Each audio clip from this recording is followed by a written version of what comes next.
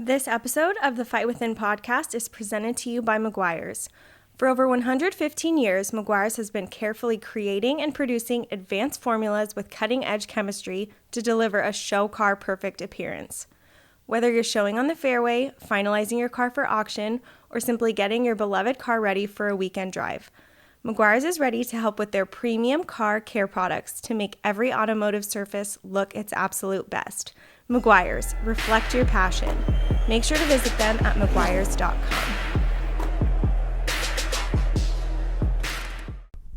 What's up, guys, and welcome to another episode of the Fight Within podcast. Today's guest is Manny and Ben. We're pretty coming cool. back at you. Yeah, we're pretty cool. No, we talked about last week's episode, just that we had setbacks and a long hiatus. Yes, and we were gone for forever. Literally. And so, I don't know if you want to start it off. Yeah. If you want me to start it off. I got you. We've been gone. Yeah. Honestly, the last couple months, so the last episode we posted, if I'm not mistaken, I didn't even look, I should have looked, but I think it was beginning of July. Yeah, Bryant's episode. Which is freaking crazy. So from July to now, we had a crap ton of life happen. Obviously, everyone knows in the world like what's going on with like COVID, and you know, there's obviously other sicknesses that still exist. It's not all just COVID, but my family in July was all down for the count. Literally down. Like my wife had COVID, and then our daughter got it, and well, we think, I mean, we're assuming obviously, and then our 7-month-old or 6-month at the time, he was sick. And then all of them were good.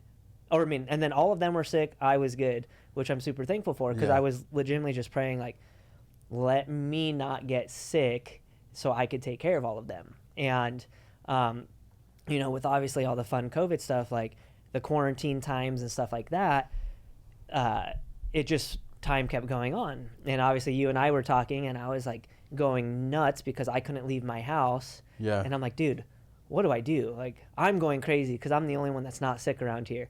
And so after everyone got better, that, you know, and the quarantine was over, that's when I started to feel sick.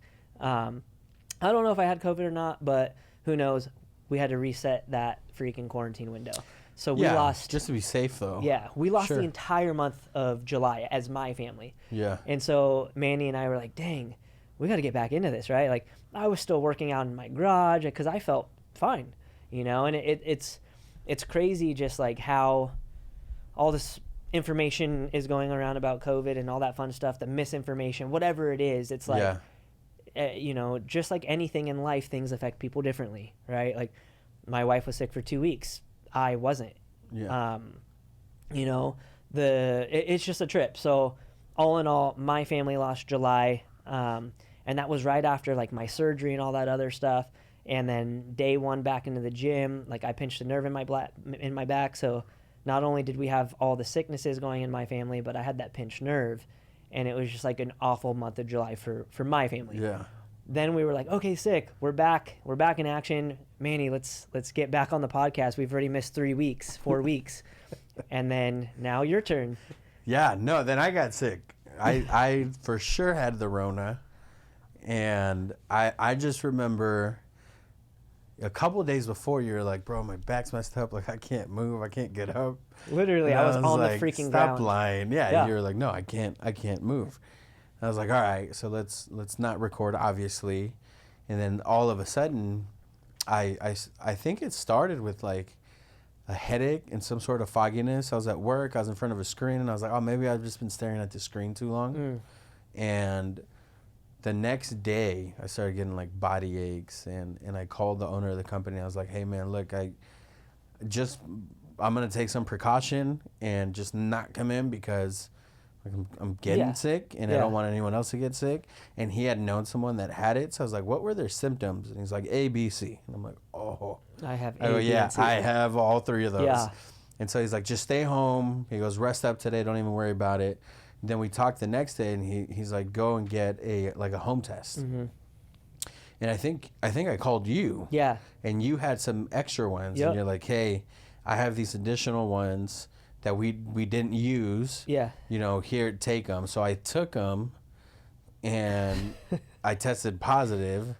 And I was like, oh, man, I really hope I did this right. Like, before taking it, I was on the phone with you, like, what do I do? Yeah, I remember that. How do I do it? I remember that. You're like, bro, just read the instructions. I was like, okay.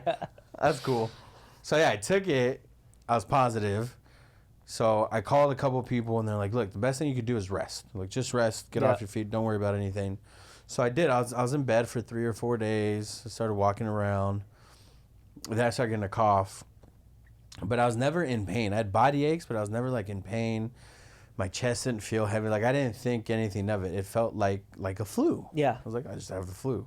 And I'm 280, 290 pounds, fat, probably unhealthy, high cholesterol. And it didn't kill me, so. and so, yeah, anyways, like the 5th or 6th day, I'm in bed. And my mother-in-law, God bless her soul, is very controlling.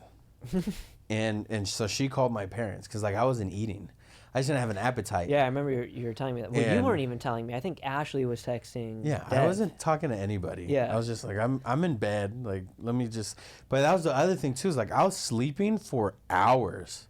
It wasn't like oh, I'm tired. I'm just gonna go to bed. Like, I'd sleep at night, my regular time, and I would just be in bed. All of a sudden, I'd doze off and just go to sleep.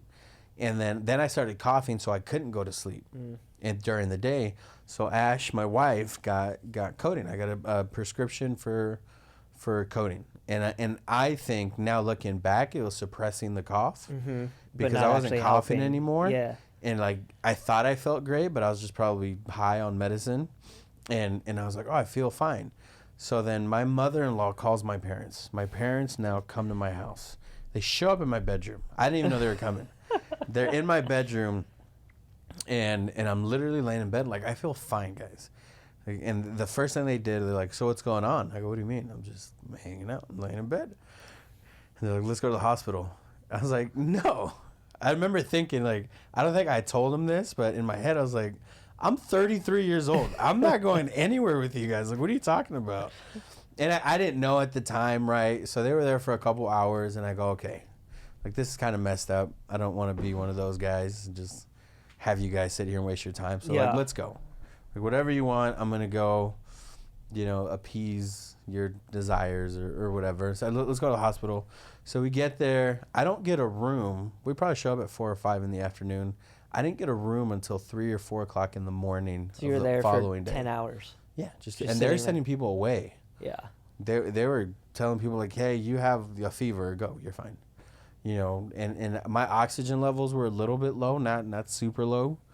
They're a little bit lower. And then my, what is it when they take your... Blood pressure? Is it blood pressure? Yeah, your blood pressure. My blood pressure was a little bit off, and so I go, all right. They go, you just hold on, wait a couple hours, when we have a room, we'll admit you. But they were kicking people out. So I was like, why are they... But they never explained to me what was going on. So I'm sitting there watching people get turned away... But they're keeping me there. Yeah. So I'm like, what is going on? Now I'm in my own head. And I'm like, okay, am I messed up? Like, am I going to die? And so, long story short, I get admitted that morning. And they said I had it's not a collapse. I had pneumonia. And something collapsed. Yeah. And they're like, you have pneumonia. Your oxygen's terrible. Like, you need to get admitted. You need to get on oxygen now. So I said, all right, cool. And I still felt kind of all right. I just felt... I didn't have the best energy, but I also hadn't eaten in 3 or 4 days. Yeah. And so I get there, I get to the hospital, I wake up, and it's like 6 a.m, and I go back to sleep, and they're telling me, hey, you're going to be here for at least a week. And this was a Monday. Like, right off the bat, they're telling me, you're going to be here for at least a week. Like, well, how do you know? And so I felt like I got sicker as the longer I stayed in the hospital, because I wasn't moving. Yeah. And they wouldn't let me out of the room, even though I requested to get out. They're like, no, you can't leave the room. Like, it's not safe. This is a COVID floor. I'm like, I don't know about that. So they gave me like a portable oxygen tank, right? And they go, you can't lay on your back. You have to lay on your side or on your stomach. So I said, great. So what do I have to do? You got to do these breathing exercises every hour. So I said, all right, I don't know if you guys can tell from watching the show for however long you've been watching it, but I'm really stubborn. So I walked out. I got out. The second day I was stir crazy. because I can't just lay in bed, all day and just watch the same TV show. And I was like, I need to get up and walk around. So I get up the second or third day. I go out of the room. Immediately, I'm getting yelled at. Like, what are you doing? Get back in. You're not allowed out here. As I'm walking, pretending like I don't hear them when they're clearly screaming at the only guy in the hallway. I'm just like walking super slow, just casually with my oxygen tank. Like, this is a COVID floor. You can't be out of your room. And so I crossed, 2 or 3 rooms. There was no other room was being occupied except mine and the one next to mine. But they were saying the whole floor is COVID. I'm like, no one else is here, lady. Like, I'm sure I could walk and I'd be fine. And so anyways, I still didn't have an appetite. I got yelled at. They threw me back in. I tried to eat what I could, but like I lost my smell. I lost my taste. And I lost like 33 to 35 pounds. That's insane. And it was awesome because I lost the weight, but it was like my chest was caved in. Like my stomach was flat. And I was like weak. Like I lost all my muscle. It was just weird. Yeah. It was awkward because when my taste did come back and my smell, it was extreme. Where like I can taste the salt in the food. That's crazy. And I can smell like all the nastiness. My wife still doesn't have her smell. Seriously? Yeah. Oh yeah. It was nuts. Well, I ended up leaving because I told the doctor, I go, look, my son has a scrimmage this Saturday. What are the chances I get out of here? This was like on Wednesday or Thursday. He goes, your oxygen levels need to be here and we can send you home with like a portable oxygen tank. I said, all right. And so he goes, I go, what do I need to do? And he goes, you need to do these breathing exercises. Great. So I'd like doubled down on them. I ended up getting released. Then I left and I got released Friday. I was only there for a week, but I felt like I got sicker the more I stayed there. Yeah. And I was going stir crazy. How was the experience with like the nursing and doctor staff? So I've talked to a few people, more than a few, but I'll just say a few. Yeah. Over the last couple of months about their experiences when they were in the hospital and the bullying and stuff that goes around. Yeah. And to like kind of talk about that, because that's like an inside perspective that a lot of people don't have. You only hear it on the freaking news and the crap that people spew out of their mouths sometimes. So I'm not vaccinated. I just and without going too much into detail, like I'm not an anti-vaccine guy, but look, Robert Kennedy, I was listening to one of the podcasts he was on. He said it best. He goes, I'm not anti-vax. He goes, show me a vaccination that has been rigorously studied and there's been tests and it is proven that it is 100% effective, and I'll take it. Yeah. And it's very hard to do that. So anyways, without going into that, that's a whole nother subject. I chose not to. Like I think every American should do is have a choice whether they want to or not. 100%. And I chose not to do it. And the first day sucked. The lady was just kind of mean about it. It was like, well, why not? You're at the hospital. She says, why haven't you done it? I go, I haven't had time. She says, well, you have time now? I go, yeah, I don't know. My wife does all that. So I go, you probably have to talk to her. She's way smarter than about all this stuff. And she just kind of laughed it off. Well, in the second day, or that same day, but second shift, I got another nurse. She goes, well, are you vaccinated? I go, no. Or no, she didn't even say, are you vaccinated? She goes, did you get the COVID-19 vaccine? Nope. And I wasn't being rude. I said, no, I just haven't. I wasn't like, no, I don't believe in it, or nothing crazy. I said, no, I haven't had the chance. Yeah. And then she kind of treated me different. Yeah. And then I had a male nurse. He could care less. He didn't even ask. And then I had a female nurse again. I had about 3 or 4 nurses, but every day they would ask me when they already know the answer because it's written down, and they have it, Yeah. And they were just kind of, I don't know. I've been in sales, and they would try to be like, well, why don't you want to get it? They would try to get answers out of me. I just decided not to engage in it. Just not share and just keep the same answer. Like, hey, I haven't had time. And it's like Marshawn Lynch when he's like, I'm just here not to get fined. Yeah. Kept trying to do that same thing, just like, hey, look, I haven't gotten it, and it was really scary because they were giving me shots of something of whatever. But they did say it was for because I was just laying down. They go, you can get blood clots. Mm-hmm. So they're shooting up my stomach for 3 days. Sheesh. But they were mean about it. Like they would pinch and do it. And so I had a really sweet nurse like the 4th day, and she goes, hey, all right, it's time for your shot. do you want it on your stomach and your arm? And I was like, whoa, your arm? You can do it there the whole time? And he goes, yeah, you could do it on your arm or your stomach. I was like, I can seriously do it on my arm? She's like, yeah. I was like, then my arm. This hurts. Like, I felt it. It hurt. It sucked. And yeah, so that part was really, really funny. And then they brought a guy in that was, I swear, was going to die in 20 minutes. But that sucked. Because I had the room by myself for 2 days. Then they brought someone in. When they brought him in, he was just coughing every 10 to 15 minutes. They brought someone into your room, but you couldn't walk? Yeah, exactly. That makes sense. And he was way old. You could tell he was in shape because then we started talking, and he like mountain bikes a lot. Yeah. But yeah, he was in bad shape. Physically, he worked out and stuff, but he was coughing like he had to get like a plasma therapy or plasma transfusion or something like that, where they like shipped it from San Diego. Dang. And they hooked him up to this huge machine, and it was pretty gnarly. That's intense. Yeah, they did nothing to me except give me oxygen. I just think it's so crazy that, and depending on the hospital you go to, but when I heard those bullying stories. Yeah. And we've talked about this obviously over the time, but I was wondering, like, for people that don't know, I was telling Manny, I was like, I wonder if they weren't bullying you harder because you're like a big dude.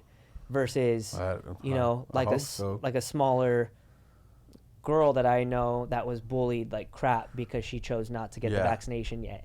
And again, she wasn't like an anti-vaxxer. She just has chosen not to get it yet. And in the hospital and just being hardcore bullied and mistreated, like, to me, that's just wrong, right? Like, you're a medical professional. You signed up to take care of people, and you're mistreating them, and it's like, it's just like a whole different conundrum. But I think people should still have a choice. Like I just don't get, with everything that's going on, just simple logic.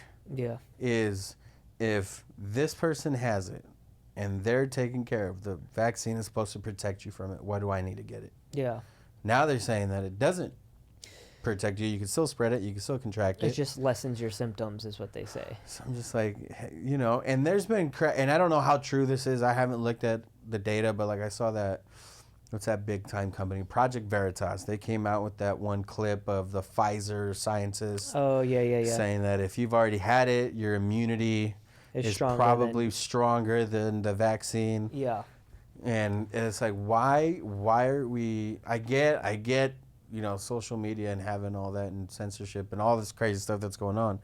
But like, it's scary because there is a lot of misinformation out there. On all perspectives, on all sides, on all 100%. spectrums, and yes, with anything in life. But I feel like it's just heightened now to everything. Yes, because you have now given everyone a platform and everyone has a voice. And it's like, well, some people were just mean. Yeah. And they're just going to be like telling lies. That's just what's annoying, man, is like, I feel like we have just forgotten what it's like to be respectful and to be a decent human being and being okay with disagreeing. Like, I don't understand why. Honestly, I relate it back. I've said it before on this podcast. Our freaking world is soft. Like, Americans are soft. Like, dude. But it's hard to pinpoint what exactly triggered it. And I'm sure you can look back and say this is what it was. But yeah, it's hard to pinpoint exactly what triggered that shift. It's just such a bummer. Or is it just a lot of little things that happened over the years and it just built up and exploded? Yeah. That just pisses me off, dude, because I could genuinely care less if we disagreed on something.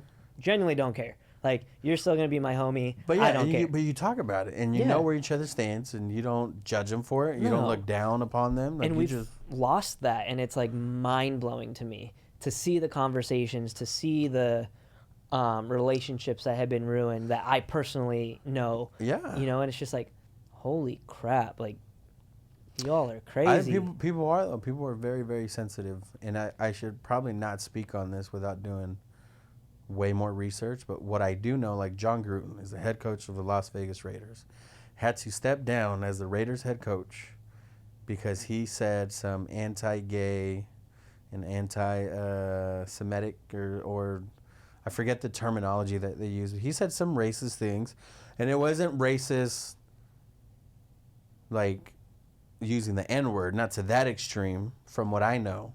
He just said the NFLPA, the Players Association president at the time, there's a big disagreement, and he said he has Michelin lips, like rubber lips, saying they're big or black or whatever it was. But it's, and that email is from 2011. The only thing that bugs me is why is he now being held accountable for it? Like, is there someone that has something against him? Yeah. Because it's the same thing that happened with Kevin Hart. You know, they're like, no, you can't host I think it was the Grammys or the Oscars because of a tweet from, 10 years ago. I don't even know what you're talking about. Kevin Hart was supposed to host, I believe it was the Oscars. He was supposed to host it last year or 2 years ago. And he got canceled, and they said, no, you can't host it because of a joke that you made on your Twitter like 10 years ago. As a comedian. As a stand-up comedian, yes. Which comedians say the most crazy crap in the world. Oh, yeah. It's insane. I have a buddy who's a stand-up comedian, and they talk about that all the time, and it's like now you're taking their freedom away. Yeah. Well, it's like Joe Coy. He's a Filipino comedian. Yeah, Joe Coy's awesome. Freaking just rips on Filipinos the whole time. Like, I don't get all sensitive about it. I'm like, I think it's freaking hilarious. Yeah, that's true. I make fun of Filipinos all the time too because they're all freaking the same. But I feel like people are now starting to like walk on eggshells and just be super sensitive. There's a big difference between being respectful and feeling like you have to be sensitive to certain things, and I think that's what's going on is just not fair. Like, how does that make you feel as someone that fought for freedom, for people's freedom, and I'm sure you've heard a lot, people are very grateful for that, but it's like, what are you fighting for? Does it ever make you question, like, what the hell what did I do that for? Or do you just think it's people being soft? I think it's a mixture, man. Like, if it's anything that we've seen in the last year and a half, 2 years, it's just like, we live in a time and a generation of people that everyone thinks they deserve the right to, I don't know, make decisions for X, Y, and Z. Sure. Where that's not the reality. If you want the responsibility to make the decisions, then why don't you go out and get that right? Why don't you go out and earn it? Yep. And it's like, I'm not saying that's a broad statement. I know some people will take that out of context, but what I mean is, like, I'm a business owner, right? Yep. We live in a culture where people think if they work for that company, they demand and deserve the right to make choices that will be, for the company because it impacts them. I think there's some truths to that, for sure, especially if you're doing a lot of crazy crap. But it's like, wait a second, it's my business. It's been my money that I put in. It's been my time that I put in. I'm the one sacrificing. I'm the one risking everything. But you want to have a seat at the table, per se, when it comes to making decisions for this company. And it's like, wait a second, this isn't a publicly traded company. This is a small business. But I'm not saying that's happening to me. I'm just using that as an example. Yeah, 100%. Of that mentality. Does it make me question and wonder what I serve for? No, because to the people that want to hate on everything that we do here, to those people I say leave. Go to another country and really see what it's like around the world. Or even like a communist country. That's what I'm saying. If you think America is so bad, do we have problems? I've said it before. Yeah, we have a lot of problems. But do we live in the greatest nation on this freaking planet? 100%. Yes. So the people that want to be the ones that are hating and taking freedoms away and the rights to have free speech and everything that America stands for, then leave. Go somewhere else. Go to a country where you can have somebody tell you exactly how to live your life, when to take a dump, when to pee, when to eat. Like, go. Leave. Please leave. If anyone's listening that feels that way, leave. Yeah, go experience it for yourself. I'm not saying I've lived in another country, but I've seen all around the world, and I've seen what it's like in those other countries. And the grass is not always greener, my friends. And that's something that's what pisses me off. It's not, do I feel what I serve for is no longer even a meaning? No, because I mean, honestly, like what I serve for is a different meaning to me than it might be for the next guy, right? Yeah. I served because I have always wanted to. I wanted to serve my country. Yeah. I wanted to follow the footsteps of all the brave men and women before us, and hopefully the brave men and women that come after us.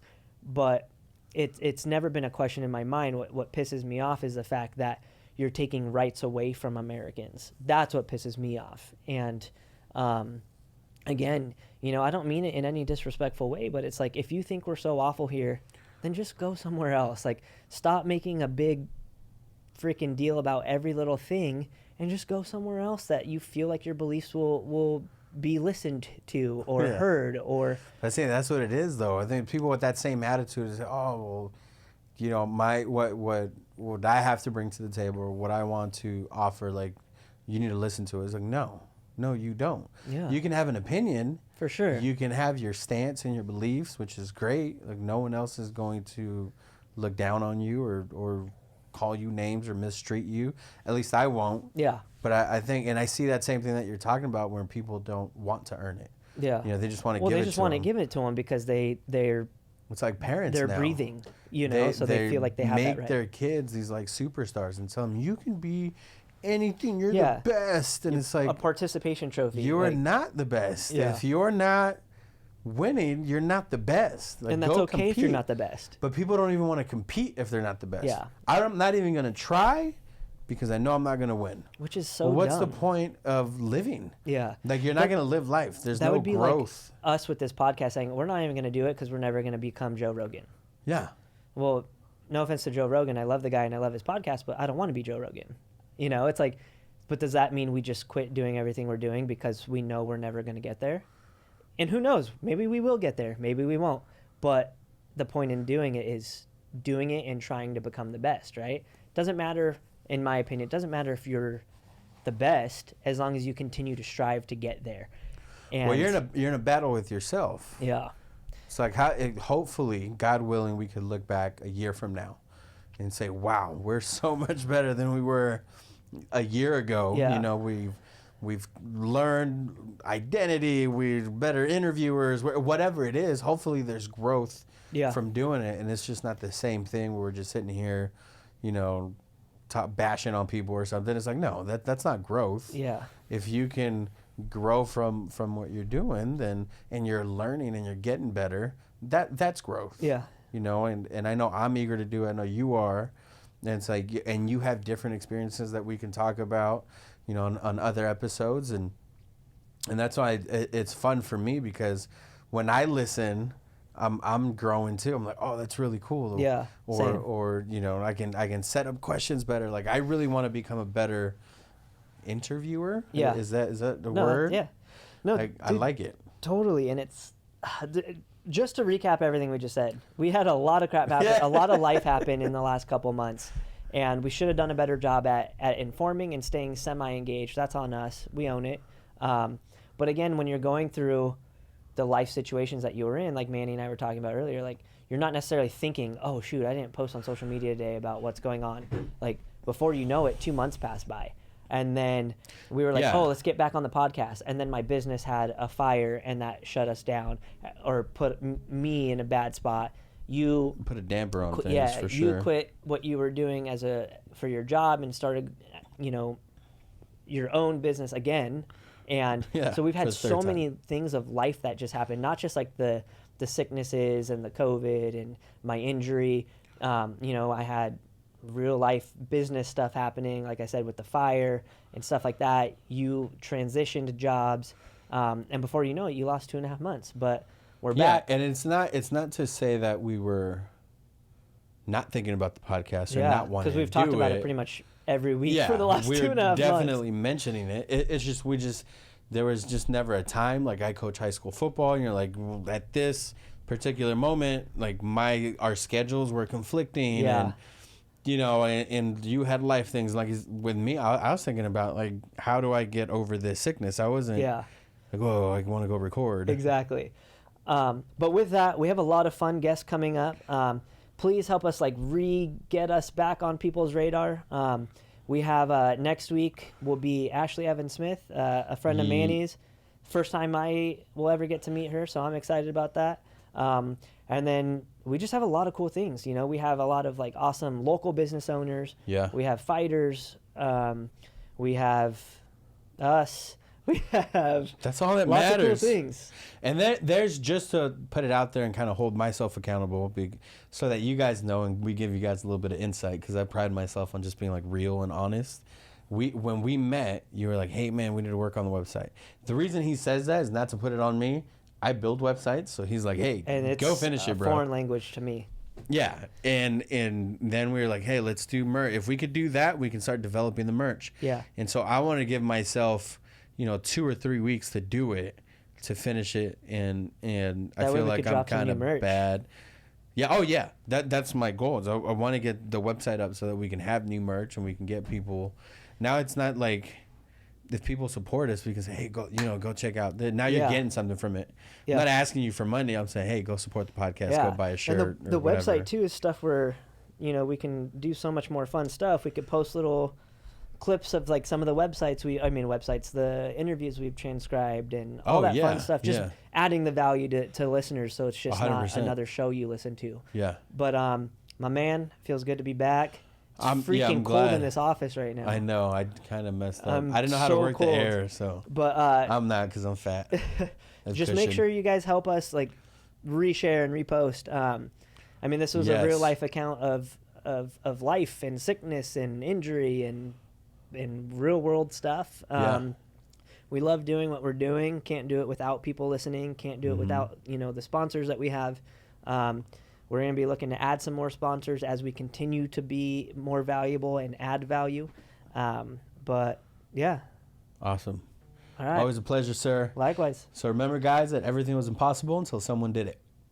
So guys, remember to like, share, and subscribe to our channel. You can find us on YouTube at youtube.com/The Fight Within Podcast. Find us on all audio platforms, including Apple Podcasts, Spotify, Stitcher, iHeartRadio, anywhere you guys like to listen to it. Thank you so much for your support. Thank you for continuing to listen to it and watch it. We can see the growth on our analytics, and just want to thank you guys for supporting us. This episode of the podcast is brought to you by Kingdom Nutrition. Make sure you guys go and visit their site over at kingdomnutrition.com and enter promo code MFW10 to get 10% off your next purchase. Kingdom Nutrition carries the best sports supplements on the market. They manufacture and curate their own line of supplements with the highest quality ingredients, including a lean protein, weight gainer protein, pre-workout, BCAAs, and an array of other products. They've recently created the world's first vegan chickpea protein, and it tastes amazing. I'm a big dude. I like food, and I like chocolate. So when they told me it comes in chocolate and vanilla, I got really happy. But if you're a workout enthusiast and you want to change up your diet, change up your protein, go check out their vanilla chickpea protein. It mixes well with anything. It'll blend great with a smoothie. So to get your hands on any of these products, just make sure and go visit kingdomnutrition.com. Remember to enter promo code MFW10 and get 10% off your next purchase. Let's go.